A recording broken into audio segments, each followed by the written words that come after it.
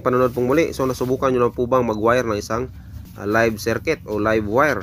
So unang-una po, since sa electrical ay talagang safety first po tayo, kung meron po kayong pagkakataon na talagang i-off yung ating circuit breaker, ay mas mabuti po na i-off natin. Yan po ang pinaka basic na gagawin natin.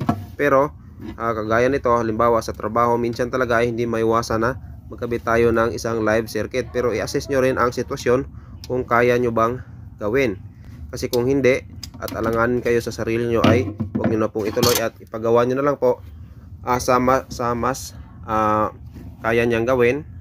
Yan, para hindi po tayo delikado. So yan, meron tayong rubber gloves dyan, at saka hindi naman po hazardous yung lugar. Yan, puro po yan kahoy, tuyo po yung paligid.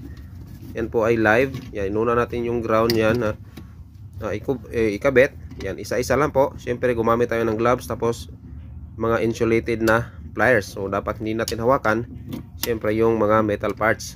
Yan, isa-isa lang. Tapos pagka nabalatan na natin ng wire, isa-isa din nating isalpak sa kanilang mga slot. Siyempre yung green sa ground terminal, yung puti sa neutral terminal ng ating outlet. Tapos yung last dyan is yung black, yan yung ating live o hot wire. Yan, kapag isa-isa nating ginawa yan, kahit na aksidente na mahipo natin yan, at least, at kung importante ay hindi tayo grounded naman, ay hindi naman po tayo makukuryente niyan for at least dito sa mga low voltage. Yan, gaya nito mga 220 to 30 volts, ganyan.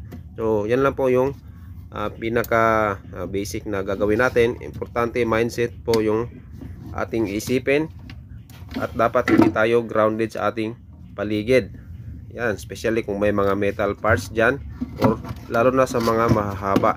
Ito kasi ay dagdag lang to, at hindi pwedeng i-off kasi nga ongoing po yung production. At ito, dinagdag lang tong cabinet, kaya merong butas dyan sa ating wall.